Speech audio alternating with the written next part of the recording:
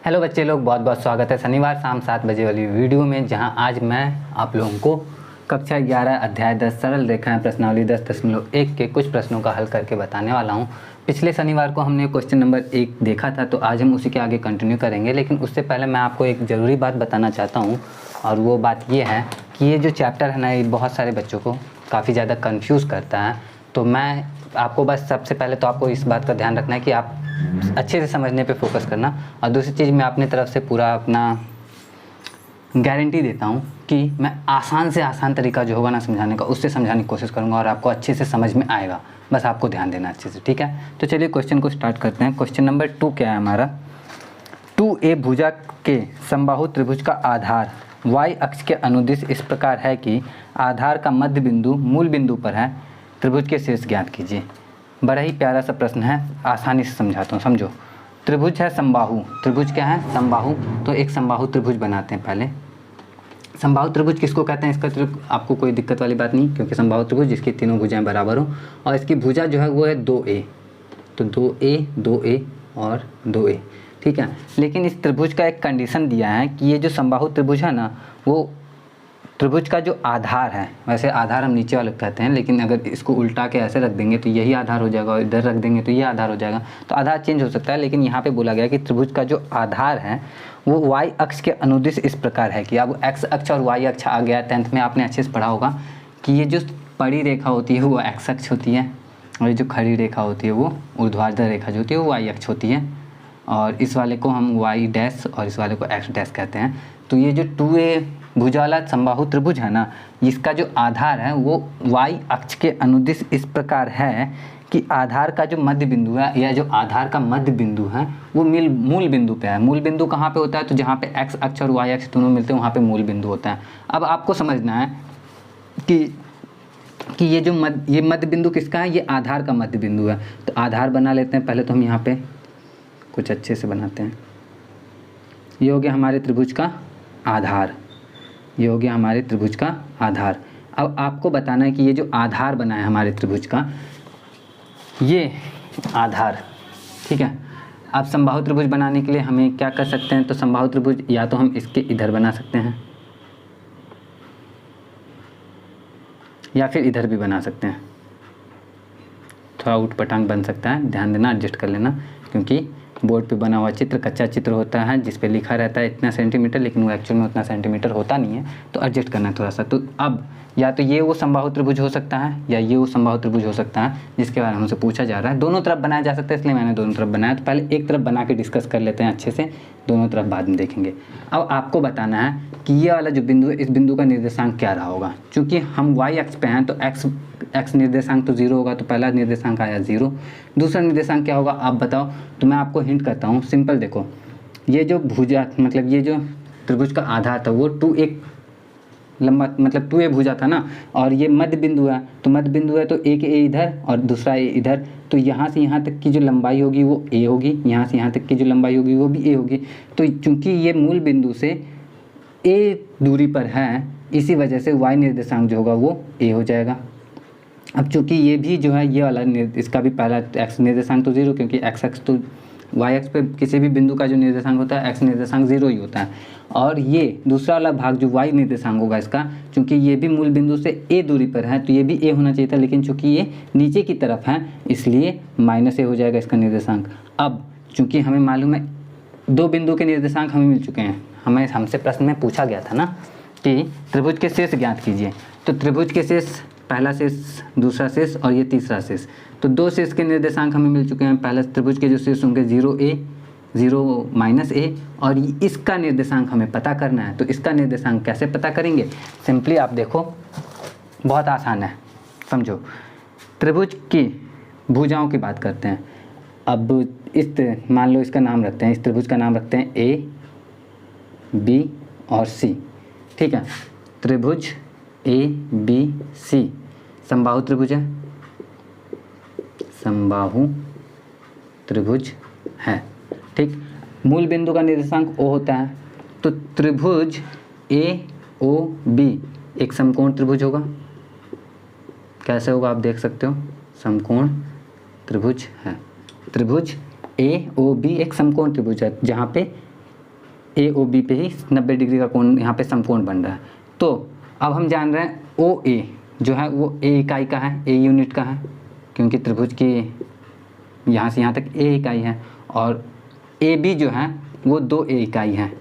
A B हमें कैसे मिल गया, तो ए बी हमें कैसे मिल गया, ए बी हमें पहले से मालूम था, समबाहु त्रिभुज की भुजा 2 ए है, ठीक है।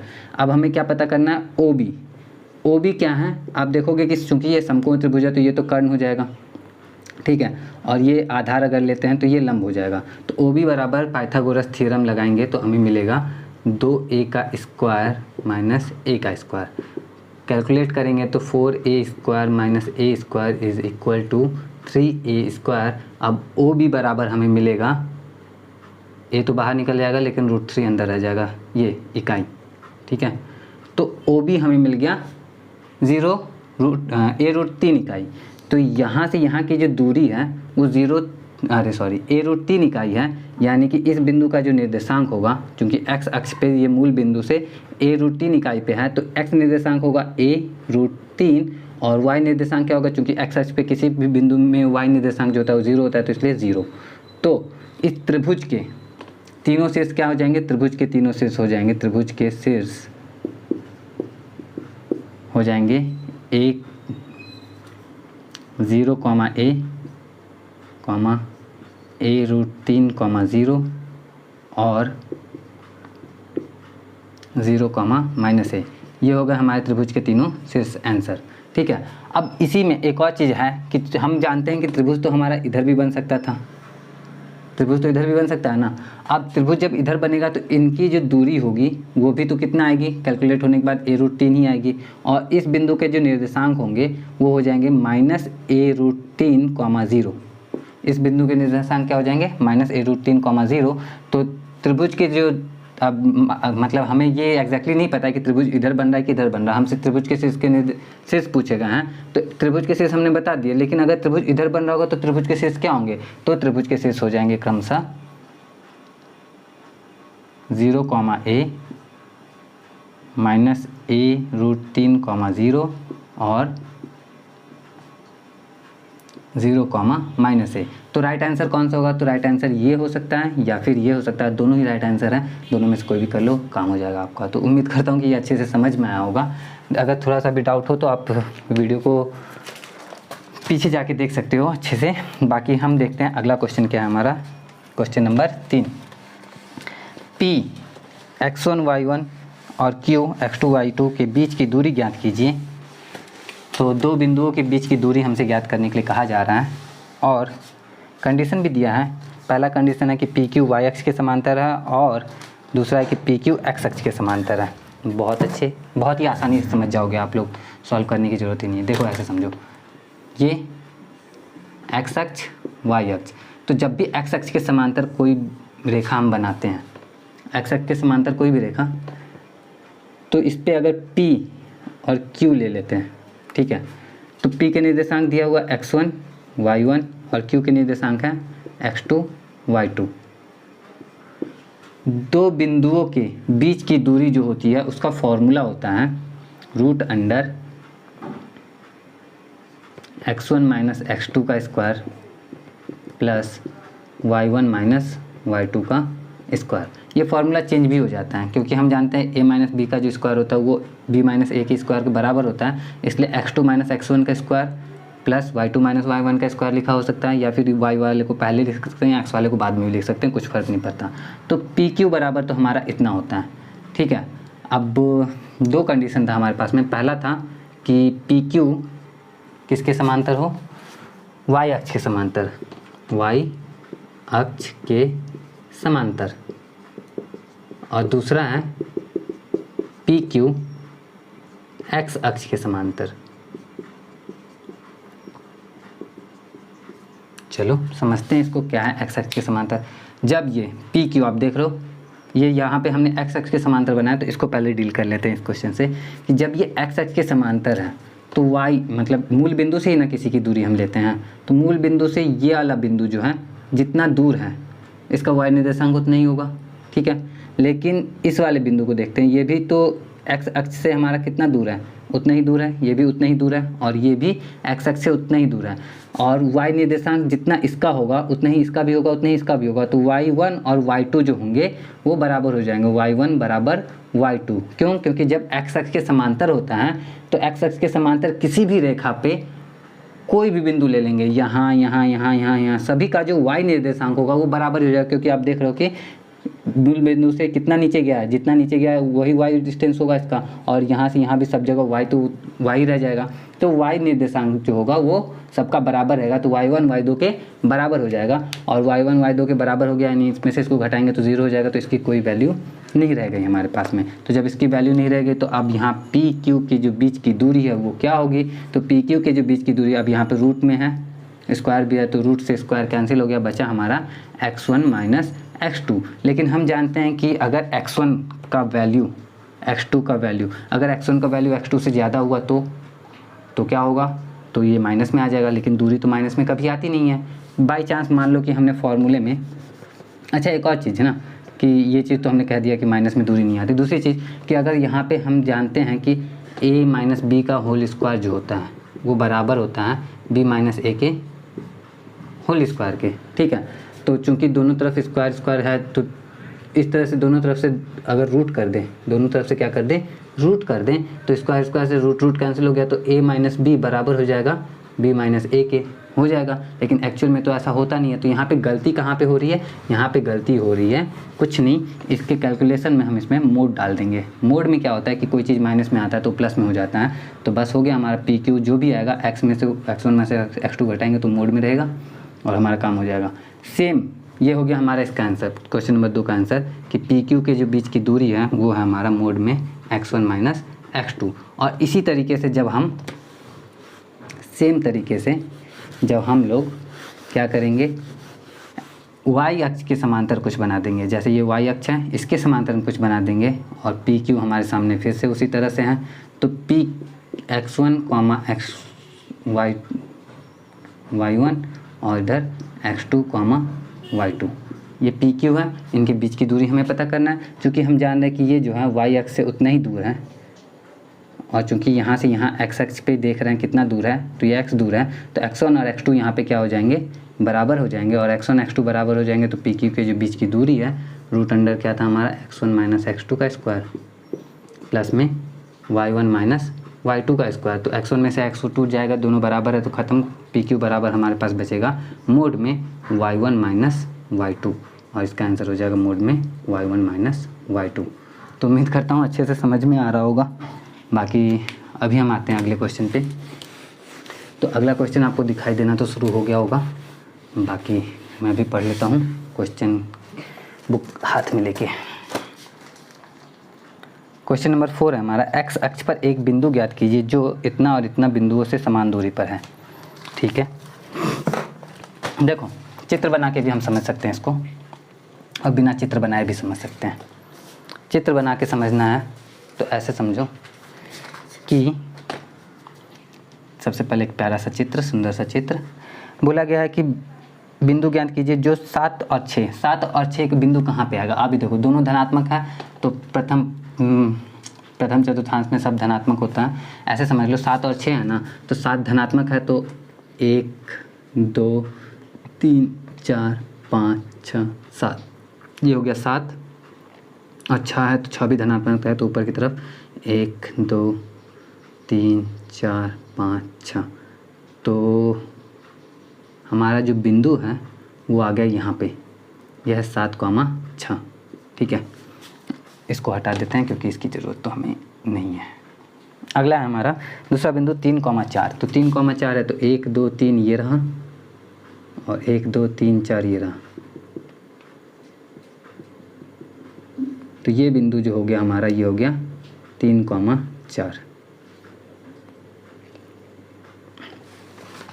तो दो बिंदु हैं, मिल चुके हैं। और x अक्ष पर कोई बिंदु ज्ञात करना है। x अक्ष हमारा यहाँ से यहाँ तक पूरा कोई बिंदु ज्ञात करना है जो बिंदुओं से समान दूरी पर है, जो इन दोनों बिंदुओं से समान दूरी पे है। आप बताओ, अंदाज़ा लगाओ, x अक्ष पे कोई बिंदु ज्ञात करना है जो इन दोनों से समान दूरी पे हो। तो इन दोनों से समान दूरी पे कोई बिंदु है तो मुझे लगता है इधर हो सकता है।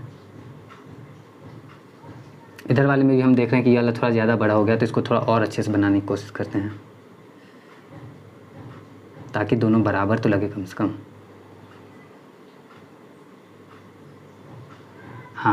हाँ ठीक है, लगभग यहाँ पे ये दोनों लगभग बराबर दिख रहा है मुझे, ठीक है। तो वो बिंदु यहाँ पे आएगा, एक्स एक्स पे जो बिंदु आया वो यहाँ पे आया। अब चित्र बनाने मात्र से ही हमारा क्वेश्चन सॉल्व हो गया। देखो कैसे, अब यहाँ से नाप लो, 1 2 3 4 5 6 7, 7 से थोड़ा ज़्यादा, अगर थोड़ा और ले लेते तो 8, 7 और 8 के बीच में आ रहा है अप्रॉक्स, ठीक है। ये चित्र बना के हम सॉल्व करते हैं, लेकिन एक्चुअल में हम इसको कैसे सॉल्व करेंगे, तो हम मान लेते हैं कोई बिंदु, माना एक्स अक्ष पर कोई बिंदु, जो बिंदु 7,6 और 3,4 से समान दूरी पर है, वह x,0 है। अब ये बिंदु हमने x,0 क्यों माना, क्योंकि x अक्ष पे है तो x निर्देशांक तो कुछ ना कुछ होगा, लेकिन x अक्ष पे y निर्देशांक 0 होता है, इसलिए x,0 मान लिया। अब चूंकि हम जान रहे हैं कि ये बिंदु, चूंकि x,0 इससे और इससे समान दूरी पे हैं, इसलिए लिख नहीं रहा हूँ, बस बता रहा हूँ कि चूंकि ये वाला जो है, ऐसे समझ लो कि ये x,0 है, ठीक है। ये इससे और इससे समान दूरी पे है, तो इसलिए इन दोनों के बीच की दूरी और इन दोनों के बीच की दूरी बराबर होगी। बिल्कुल ठीक है, बराबर होगी। तो जब इन दोनों के बीच की दूरी और इन दोनों के बीच की दूरी बराबर होगी, तो हम सॉल्व करते हैं इन दोनों के बीच की दूरी का फॉर्मूला लगा के। तो बीच की दूरी का फॉर्मूला क्या होता है, याद दिलाना जरा मुझे।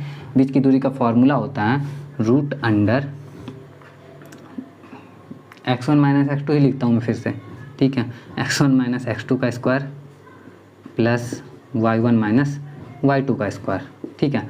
अब इन दोनों में से किसी को भी x1 x2 मान सकते हैं, कोई बड़ी बात नहीं है। अगर हम इसको x1 मानते हैं तो 3 में से x जाएगा, तो 3 - x का स्क्वायर प्लस 4 - 0 का स्क्वायर, जो कि 4 के स्क्वायर के बराबर होगा, और ये रूट में है। ये हो गई इन दोनों के बीच की दूरी। चूंकि इन दोनों के बीच की दूरी भी इसी के बराबर है, तो इन दोनों के भी बीच की दूरी निकालते हैं, जो इसके बराबर होगा, बराबर में लिख लेते हैं। तो हमें मिलता है क्या, फिर से हमें मिलता है 7 - x का स्क्वायर प्लस में 6 - 0 का स्क्वायर, जो कि 6 स्क्वायर के बराबर होगा। अब इन दोनों की तुलना सॉल्व करेंगे, तुलना करने के बाद x का जो मान आएगा वो हम रख देंगे यहाँ पे। तो चलो तुलना करते हैं, मान निकालते हैं। 3 में से x का घटा, तो 3 में a, पहले तो दोनों तरफ रूट है, तो दोनों तरफ रूट कैंसिल हो गया आपस में। a - b का स्क्वायर यानी कि a square plus b square minus 2ab यानी 6x प्लस 4 चौके 16 बराबर 7 सत्ते 49 प्लस x स्क्वायर माइनस 7 दूनी 14 x प्लस 36, ठीक है। अब x स्क्वायर इधर भी दोनों कैंसिल हो गया आपस में। थोड़ा सा जगह बना लेते हैं लिखने के लिए। आगे देखो, 16 में 9 जोड़ेंगे 25 हो जाएगा, और 25 को उधर जाके माइनस कर देंगे, तो 36 में से 25 गया तो बचा 11, 11 में फिर ये 49 जोड़ देंगे, तो 11 में 49 जोड़ेंगे तो हो जाएगा हमारा 50 एक 60, तो इधर तो हो गया 60 बराबर की इस तरफ देखो। 14x माइनस में है, इधर आ जाएगा प्लस में हो जाएगा, तो 14 - 6, 14 में 6 गया 8x, तो 8x बराबर 60 आया हमारा। सॉल्व किया प्रॉपर तब लिखा है, आप भी सॉल्व कर लेना। 8x बराबर अगर 60 है तो x बराबर हमें क्या मिलेगा, 30/4 15/2। x बराबर हमें मिला 15/2, और चूंकि हमारा ये 7 और 8 के बीच में आ रहा था, तो मान भी सकते हैं कि 15/2 चित्र के माध्यम से ऑलरेडी आ चुका था। तो जब x बराबर 15/2 आ गया, अतः वह बिंदु 15/2, 0 है। उम्मीद करता हूँ कि आपको अच्छे से समझ में आया हो, हर बार की तरह इस बार भी। बाकी आते हैं अगले क्वेश्चन की तरफ। अगला क्वेश्चन है हमारा क्वेश्चन नंबर 5, जो बोल रहा है कि रेखा की ढाल ज्ञात कीजिए जो बिंदु इतना और इतना को मिलाने वाली रेखाखंडों के मध्य बिंदु से होकर जाती है। अरे भाई, पहले मुझे रेखा की ढाल समझा देनी चाहिए ना। मैं आपको ऐसे ही चलते फिरते रेखा की ढाल समझा देता हूँ। थोड़ा सा रेखा की ढाल से इंट्रो करवा देता हूँ, क्या होता है रेखा की ढाल। देखो भाई, ये है हमारा कार्तीय तल, ये कार्तीय तल का मूल बिंदु, ठीक है। और इस पर कोई भी रेखा है, कोई भी रेखा हो सकती है, ये रेखा, ये रेखा, ये रेखा, ये रेखा, ये रेखा, कोई भी रेखा, अल्टीमेटली ये रेखा जो है टिंग टिंग टिंग धीरे धीरे जब नीचे जाती है तो जहाँ पे ये एक्स अक्ष को काट रही है, एक्स अक्ष के साथ इसका एक होता है वाम पक्ष, एक होता है दक्षिण पक्ष, ठीक है, left hand side and right hand side. तो राइट हैंड साइड में ये जितना डिग्री का कोण बनाती है यहाँ पे, ठीक है, जितना डिग्री का कोण बनाती है उसी को अगर जैसे मान लो ये थीटा डिग्री का कोण बना रही है तो इस रेखा की जो ढाल होगी, इस रेखा की जो ढाल है उसका फॉर्मूला होता है tan थीटा, और ढाल को हम लोग प्रवणता भी कहते हैं, तो फॉर्मूला हम लगाते हैं m बराबर tan थीटा। ये हो गया सिंपल रेखा की ढाल। लेकिन कई बार हमें कोण नहीं पता रहता, तो कोण नहीं पता रहता तो जितनी भी रेखाएं होती हैं, जितनी भी रेखाएं होती हैं वो उसके ऊपर बहुत सारे बिंदु हो सकते हैं, जितनी भी रेखाएं होती हैं उसके ऊपर कई सारे बिंदु हो सकते हैं। तो कोई भी दो बिंदु पकड़ लो जिनके निर्देशांक आपको पता होना चाहिए, x1 y1 x2 y2। तो इस रेखा की जो ढाल होती है, इस रेखा की जो प्रवणता होती है उसका फॉर्मूला होता है y2 minus y1 upon x2 minus x1। आप इसको पहले भी कर सकते हो क्योंकि माइनस से माइनस कैंसिल हो जाएगा, बस ध्यान देना ये फॉर्मूला है। तो ढाल के दो फॉर्मूले हैं, पहला m बराबर ढाल बराबर y2 माइनस y1 बटा x2 माइनस x1, जब आपको दो बिंदु के निर्देशांक मालूम हो। लेकिन अगर आपको कोण मालूम हो तो आप डायरेक्ट tan थीटा करो और आपको ढाल मिल जाएगा। तो अब आते हैं क्वेश्चन पे अपने। क्वेश्चन क्या था हमारा, और इतना ढाल हमने सीखा क्वेश्चन के लिए, तो क्वेश्चन पे भी तो अप्लाई करके हल होना चाहिए ना क्वेश्चन हमारा। तो क्वेश्चन हमारा क्वेश्चन नंबर 5, रेखा की ढाल का ज्ञात कीजिए जो मूल बिंदु और P तथा B बिंदुओं को मिलाने वाले रेखाखंड के मध्य बिंदु से जाती है। वाह, समझो, चित्र के माध्यम से समझाता हूँ। पहले रेखा की ढाल ज्ञात करनी है। पहला P के निर्देशांक क्या दिए हुए हैं, 0, -4। तो P का निर्देशांक 0, -4 है, तो 0 तो हमारा यानी कि y अक्ष पे है और -4 यानी कि नीचे जा रहा है, तो 1 2 3 4 ये हो गया हमारा P के निर्देशांक जो है 0, -4 यहाँ पे है P, ठीक है। उसके बाद B दिया गया है 8,0। 8,0 है, इसका मतलब समझ रहे हो, इसका मतलब है 1 2 x अक्ष पे 8 3 4 5 6 7 8, ये हो गया हमारा B जो है 8,0। 0 क्यों, क्योंकि y निर्देशांक इसका है नहीं, x अक्ष पे y निर्देशांक 0 और x अक्ष पे y अक्ष पे x निर्देशांक 0। ये दो बिंदु हैं हमारा P और B। इन दोनों बिंदुओं के, इन दोनों बिंदुओं को मिलाने वाले रेखाखंड के मध्य बिंदु। अब इन दोनों बिंदुओं को मिलाने वाला रेखाखंड का मध्य बिंदु यानी लगभग यहाँ पे मध्य बिंदु लगभग तो यहीं पे आ रहा है, ठीक है। ये मध्य बिंदु, अब पूरा पढ़ते हैं। रेखा की ढाल ज्ञात कीजिए जो मूल बिंदु और बिंदु P B को बिंदुओं को मिलाने वाले रेखाखंड के मध्य बिंदु से जाते हैं, तो यानी कि इन दोनों से होके जाता है। तो हमें इस रेखा की ढाल ज्ञात करनी है। अब इस रेखा की ढाल ज्ञात करनी है। अब इस रेखा की ढाल हम जानते हैं, किसी भी रेखा की ढाल ज्ञात करने के दो तरीके होते हैं। पहला तरीका कि ये जो है x अक्ष के साथ कौन से, एक होता है वाम पक्ष, एक होता है दक्षिण पक्ष। तो दक्षिण पक्ष वाला अगर हमें कोण पता चल जाए तो हम लगाएंगे क्या, tan थीटा लगा देंगे यहाँ पे, tan थीटा। और tan थीटा पता होता है तो tan थीटा लगाते हैं और हमें क्या मिल जाता है, इस रेखा की ढाल मिल जाती। लेकिन चूंकि हमें थीटा पता ही नहीं है, तो थीटा नहीं पता है तो हम क्या कर सकते हैं, तो ये बिंदु का निर्देशांक मालूम है जो है 0,0। इस बिंदु का निर्देशांक पता कर लेंगे। दो बिंदुओं के निर्देशांक हमें जब मिल जाएंगे तो उनका हम क्या करते हैं, ढाल निकाल लेते हैं। किस फॉर्मूला से, y2 minus y1 upon x2 minus x1 वाले फॉर्मूला से। तो चलो ये पता करने की कोशिश करते हैं कि क्या है हमारा इस बिंदु का निर्देशांक। अब इस बिंदु का निर्देशांक पता करने का भी बहुत ही सिंपल सा तरीका। अब देखो ध्यान समझना, मध्य बिंदु का क्या बोलते हैं, मध्य बिंदु का। अब मैं बहुत सारा बार फार्मूला बोल रहा हूँ, तो बहुत सारे लोग बोलते हैं कि इतना सारा फार्मूला याद कैसे होगा। तो फार्मूला मत याद करो, सिंपल, बहुत ज़्यादा सिंपल। देखो 0 और ये 8, इसका x निर्देशांक 0, इसका x निर्देशांक 8। इन दोनों के बीच का जो बिंदु होगा 0 और 8 के बीच में क्या आ सकता है, आप खुद ही सोचो। कुछ नहीं, 0 और 8 को जोड़ो, 2 से भाग दे दो, आ गया 4।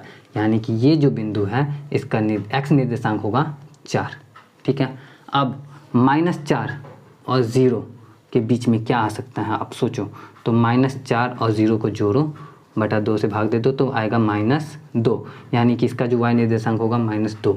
अब आप खुद चेक करके देखो क्या ये 4 -2 के बराबर लग रहा है कि हो सकता है ये। तो हम देख रहे हैं 1 2 3 4, तो लगभग 4 के बराबर तो है, ठीक है। और 2 के -2 जो है क्या वो सही बात है, तो इसको मिलाओ।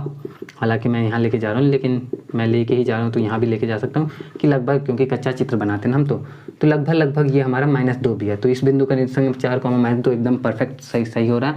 इस तरह से हम सॉल्व करके निकालते हैं। बाकी मध्य बिंदु का जो निर्देशांक होता है, मध्य बिंदु का निर्देशांक, उसका फॉर्मूला बोलो आप, तो ये होता है हमारा x1 + x2/2, y1 + y2/2। ये होता है मध्य बिंदु के निर्देशांक का फॉर्मूला। तो सिंपली हमने 0 और 8 को जोड़ा, 2 से भाग दिया तो 0 8 8, 8/2 यानी कि 4। इसको हल किया तो हमारा आया 4, कॉमा इधर देखते हैं तो -4 और 0 को जोड़ा -4/2 यानी कि -2, यानी कि ये जो मध्य बिंदु आया हमारा, इसका फॉर्मूला, इसका निर्देशांक है 4, -2।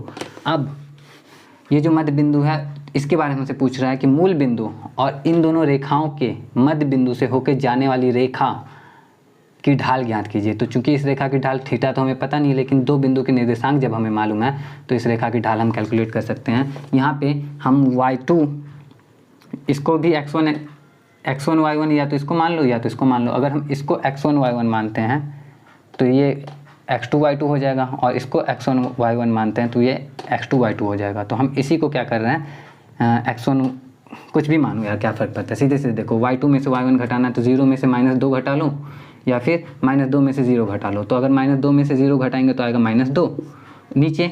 अब चूंकि -2 में से 0 घटाया तो अभी उल्टा मत कर देना कि 0 में से 4 घटा देना, 4 में से ही 0 घटाना, 4 में से 0 घटाएंगे तो आएगा 4। तो -2/4 यानी कि -1/2 हमारा आ गया, और यही होगा हमारा राइट आंसर। अब चूंकि हम यहाँ पे देख पा रहे हैं कि थीटा जो है 90 से ज़्यादा है, थीटा यहाँ पे 90 से ज़्यादा आ रहा है, तो tan थीटा भी करते हैं तो माइनस में ही हमारा कुछ ना कुछ आता है, क्योंकि tan 90 + थीटा जो होता है वो माइनस में आता है। तो देख लो किस तरह से सब लिंक रहता है आपस में। उम्मीद करता हूँ कि समझ में आया होगा अच्छे से। अब आते हैं फटाफट से अगले क्वेश्चन की तरफ। तो अगला क्वेश्चन क्या है हमारा, पहले टाइम देख लूँ कितना देर का वीडियो हो गया। 27 मिनट का वीडियो हो चुका है। तो अगला क्वेश्चन हम रखते हैं लास्ट क्वेश्चन, ठीक है। तो हमारा लास्ट क्वेश्चन क्या है, क्वेश्चन नंबर 6। पाइथागोरस प्रमेय का प्रयोग किए बिना दिखलाइए कि बिंदु इतना इतना इतना एक समकोण त्रिभुज के शीर्ष हैं। ओके, बिंदु है यहाँ पे 3, एक है 4,4, त्रिभुज क्यों बना रहा हूँ मैं। दूसरा बिंदु है हमारा, सबका नाम लिख देते हैं, ए है हमारा 4,4, बी है हमारा 3,5 और सी है हमारा -1, -1।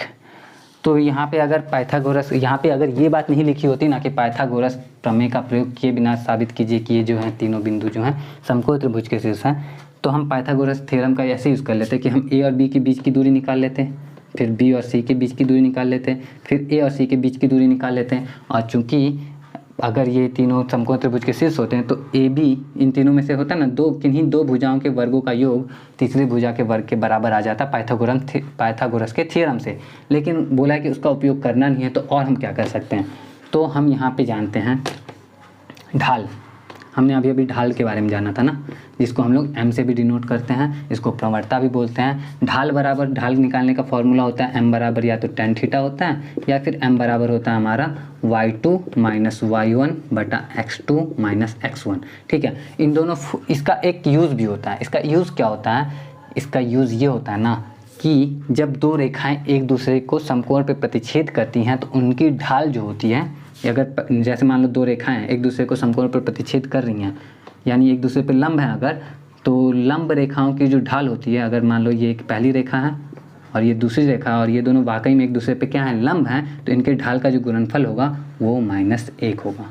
बस इस चीज़ को हम यहाँ पे यूज़ करने वाले हैं। तो चलो यूज़ करते हैं। सबसे पहले रेखा AB की ढाल निकालते हैं, रेखा AB की ढाल। तो AB की ढाल क्या आ गई हमारे पास में, AB की ढाल आ जाएगी y2 - y1, यानी 5 में से 4 गया 1 और 3 में से 4 गया -1। तो ये हो गया, फॉर्मूला मैं लिख नहीं रहा हूँ, बस समझा रहा हूँ ना।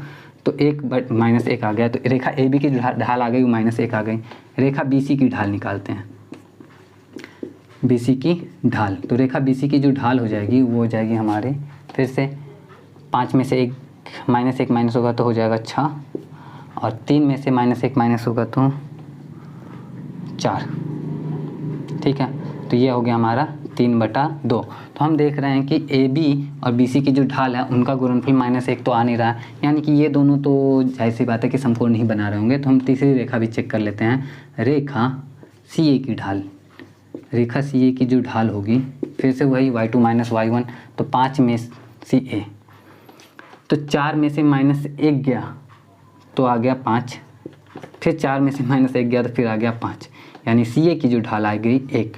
अब हम देख रहे हैं कि रेखा ए बी की ढाल -1, रेखा सी ए की ढाल 1। चूंकि रेखा, लिख नहीं रहा हूँ बस ऐसे बोल दे रहा हूँ, चूंकि रेखा ए बी की ढाल गुणे रेखा सी ए की ढाल बराबर -1, इसलिए रेखा ए बी और सी ए क्या होंगे, एक दूसरे पे लंब होंगे। ठीक है, और जब रेखा ए बी और रेखा सी ए एक दूसरे पे लंब हैं और रेखा बिंदु ए बी सी एक त्रिभुज के शीर्ष हैं, तो जाहिर सी बात है कि बिंदु ए बी सी जो होंगे एक समकोण त्रिभुज के शीर्ष होंगे, क्योंकि लंब जब है तो समकोण तो बनाएगा ही। तो यही इस तरह से हम इसको लिख सकते हैं, आप लोग भी लिख लेना। और आज की वीडियो के लिए इतना ही रखते हैं, काफ़ी लंबी वीडियो हो गई, काफ़ी टाइम बाद इतनी लंबी वीडियो बना रहा हूँ, मुझे काफ़ी अच्छा लग रहा है। बाकी आज की वीडियो के लिए इतना ही, वीडियो अच्छा लगा हो तो लाइक कर देना। मैं मिलता हूँ आपसे नेक्स्ट वीडियो में। जय हिंद।